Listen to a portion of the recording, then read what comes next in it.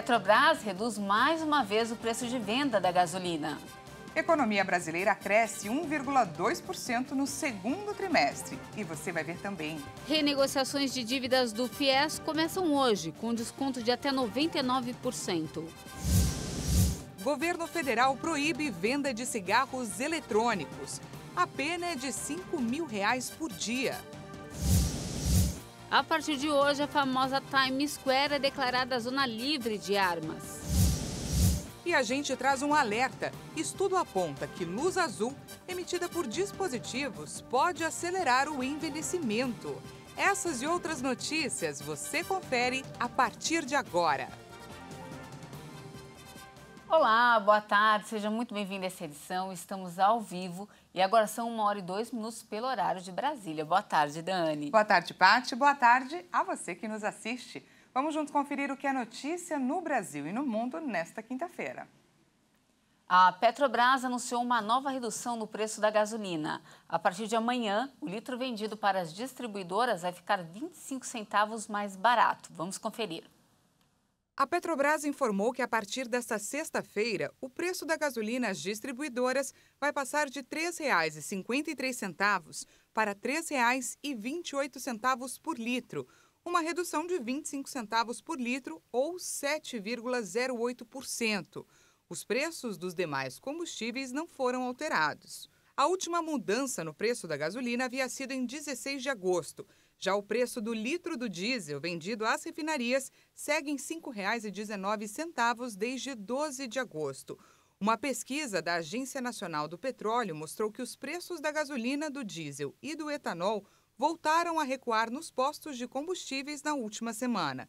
De acordo com o levantamento da ANP, o preço médio do litro da gasolina caiu de R$ 5,40 para R$ 5,25, uma diminuição de 2,8%.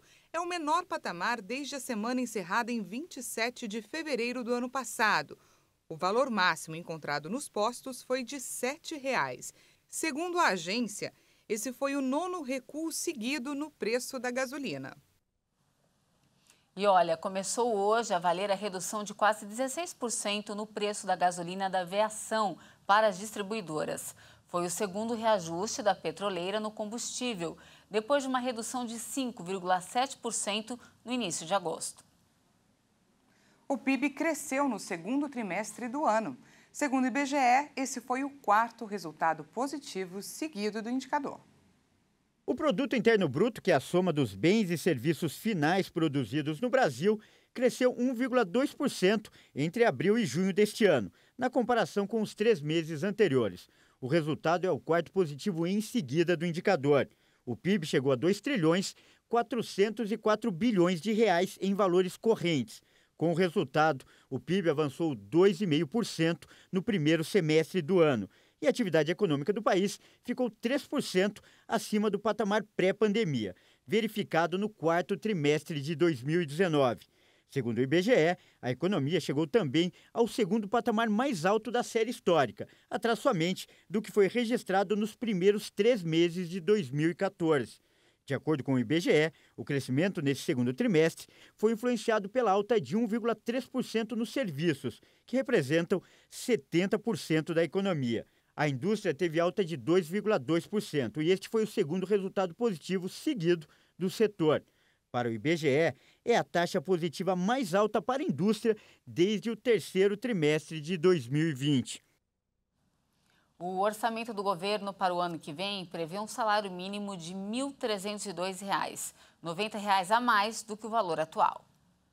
A alta da inflação nos últimos meses fez o governo elevar a previsão para o salário mínimo do próximo ano. O projeto da Lei Orçamentária de 2023, enviado ao Congresso, prevê um mínimo de R$ 1.302. O valor é R$ 8,00 mais alto que o salário de R$ 1.294, aprovado na Lei de Diretrizes Orçamentárias. E também fica R$ 90 maior que o valor deste ano, de R$ 1.212. A Constituição determina a manutenção do poder de compra do salário mínimo. Tradicionalmente, a equipe econômica usa o Índice Nacional de Preços ao Consumidor do ano para corrigir o salário mínimo do orçamento seguinte. Com a alta de itens básicos, como alimentos e combustíveis, a previsão para o INPC em 2022 saltou de 4,25% no início do ano para 7,41%. O valor do salário mínimo pode ficar ainda maior caso a inflação supere a previsão até o fim do ano. A projeção de crescimento do PIB no projeto do orçamento foi mantida em 2,5% para 2023. Já a previsão para o Índice Nacional de Preços ao Consumidor Amplo, o Índice Oficial de Inflação, passou de 3,25% para 4,5% no próximo ano. A taxa Selic deve chegar em 2023 em 12,49% ao ano, contra a projeção de 9,99% que constava na LDO. Começaram hoje as renegociações de dívidas do FIES, o Fundo de Financiamento Estudantil. E os acordos podem ser feitos até o dia 31 de dezembro e os descontos podem chegar até 99% do valor. O governo federal autorizou as negociações com abatimento das dívidas dos estudantes do programa. As regras das renegociações foram publicadas no Diário Oficial da União no dia 22 de julho. Para os contratos que, em 31 de dezembro de 2021, estavam com pagamentos atrasados havia mais de 90 dias, é concedido desconto de 100% dos encargos pelo atraso e de 12% sobre o valor principal para o pagamento à vista. Para quem precisa parcelar o saldo, a opção é dividir o total em 150 parcelas mensais, com desconto de 100% dos encargos por atraso, mantidas as demais condições contratadas. Para os estudantes com débitos vencidos e não pagos há mais de 5 anos, que sejam veiculados ao Cadastro Único ou que tenham sido beneficiários do auxílio emergencial em 2021, os descontos podem chegar a 92% do saldo da dívida. É possível ainda parcelar o valor e pagar em 15 prestações mensais, corrigidas pela taxa básica de juros média. Além do Banco do Brasil, a Caixa Econômica Federal também está autorizada a fazer as renegociações. O governo federal determinou que empresas deixem de vender cigarros eletrônicos que são ilegais. A decisão foi publicada hoje no Diário Oficial da União. O Ministério da Justiça determinou que 33 empresas suspendam a venda de cigarros eletrônicos, sob pena de pagarem multa diária de R$ 5.000. Segundo a pasta, o produto é comercializado livremente por diferentes tipos de empreendimentos, como lojas, tabacarias e páginas na internet, apesar de serem ilegais. A comercialização de cigarros eletrônicos é proibida pela Agência Nacional de Vigilância Sanitária no Brasil desde 2009. O Ministério da Justiça afirmou que vem atuando preventivamente no combate à venda e ao uso do aparelho. Mas o aumento do uso fez a situação se tornar grave e, por isso, a pasta decidiu autuar as empresas. Os cigarros eletrônicos podem ser apelidados de vaporizadores, que também são drogas com nicotina e geram dependência. Além disso, causam no usuário o aumento dos batimentos cardíacos, efeitos cardiovasculares e pulmonares.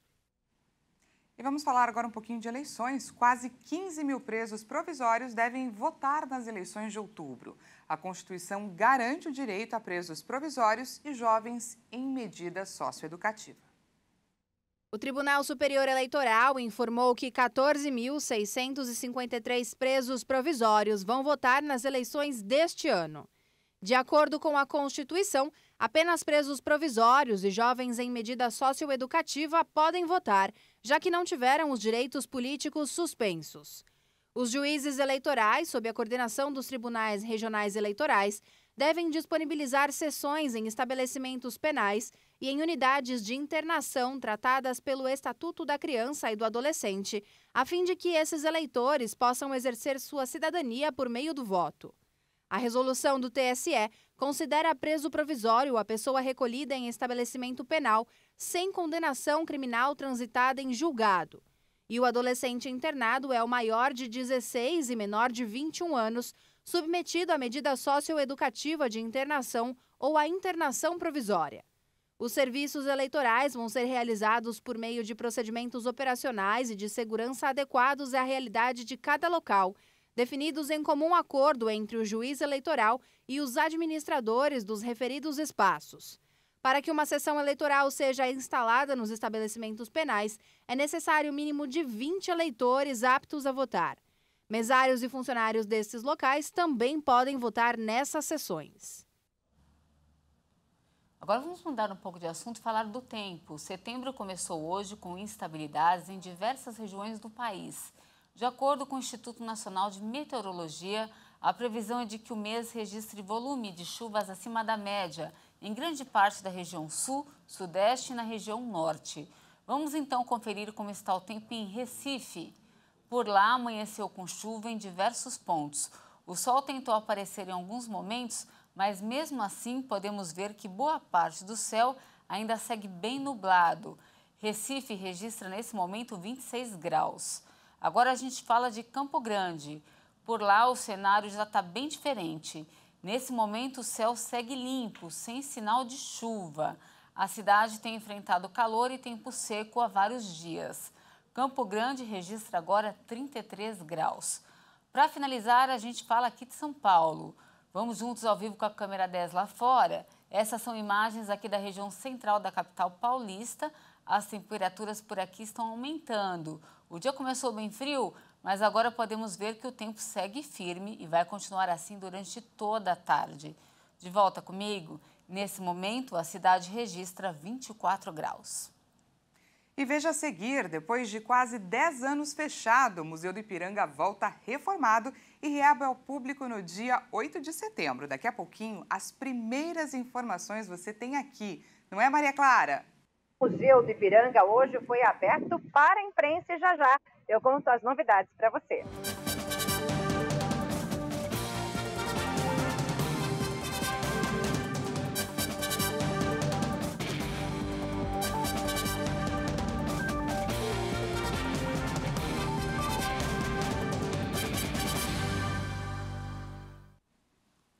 Estamos de volta ao vivo, seja bem-vindo mais uma vez. Agora 1h13 pelo horário de Brasília. E uma boa notícia, olha, o Museu do Ipiranga vai reabrir as portas no dia 7 de setembro, em homenagem aí aos 200 anos de independência do Brasil. Pois é, ele ficou fechado por quase 10 anos e volta para abrir as portas depois de passar por uma reforma.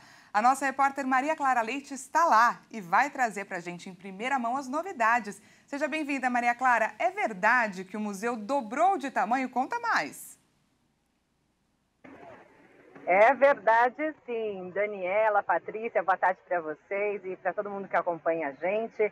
Eu estou aqui com o nosso produtor Rodrigo Cavalcante, falando ao vivo, bem da frente do edifício monumento do Museu do Ipiranga, lindíssimo, totalmente restaurado, museu que ficou fechado aí de 2013 até este momento, passou por uma reforma que demorou 3 anos, uma reforma aí de 211 milhões de reais e que agora faz dele o mais completo e mais moderno museu da América Latina. Agora sim, ele dobrou de tamanho, Daniela, como você disse, é o dobro da área construída. A novidade fica bem aqui embaixo do edifício monumento, bem aqui na frente do Jardim Francês, que vocês estão vendo aqui nas imagens, está uma nova bilheteria, café, loja, auditório, espaço educativo, sala de exposição. É uma sala que é de exposições temporárias, com 900 metros quadrados. Ela vai receber acervos de outras instituições, inclusive internacionais, só que essa sala só vai ser aberta ao público em novembro, tá? Então, contando com ela ao todo, são 12 exposições hoje aqui no Museu do Ipiranga. E essa abertura de hoje, como eu disse, ela foi feita apenas para a imprensa, então nós tivemos o privilégio aí de conhecer o interior do museu e toda essa nova ala. Essas imagens foram gravadas, a gente vai preparar um material bem especial para vocês e essa reportagem será exibida, então, amanhã, ao longo da nossa programação. Daniela, Patrícia. Todo mundo ligado na programação, então, amanhã. Muito obrigada pelas informações. E a partir de hoje, a famosa Times Square, em Nova York, será declarada uma zona livre de armas. O que isso quer dizer? Que as pessoas que forem flagradas pela polícia portando armas de fogo podem ser acusadas criminalmente. A medida assinada pela governadora Katie Hochul em julho é uma resposta à decisão da Suprema Corte dos Estados Unidos, que determinou o porte de armas legal em todos os estados do país, o que derruba uma lei centenária de Nova York que impunha restrições às armas fora de casa.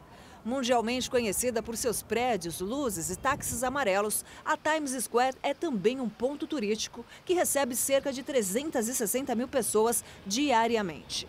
Com a nova regra, algumas zonas do estado passam a ser classificadas como sensíveis, sendo proibido portar armas de fogo nestes locais. Além da Times Square, integram a lista escola, templos religiosos, prédios de propriedade do governo, instalações de saúde e transporte público. A decisão tem o objetivo de prevenir ataques a tiros, eventos que têm acontecido com uma certa frequência nos Estados Unidos, onde foram contabilizados somente neste ano 450 tiroteios em massa, aqueles em que pelo menos 4 pessoas são baleadas, excluindo o atirador.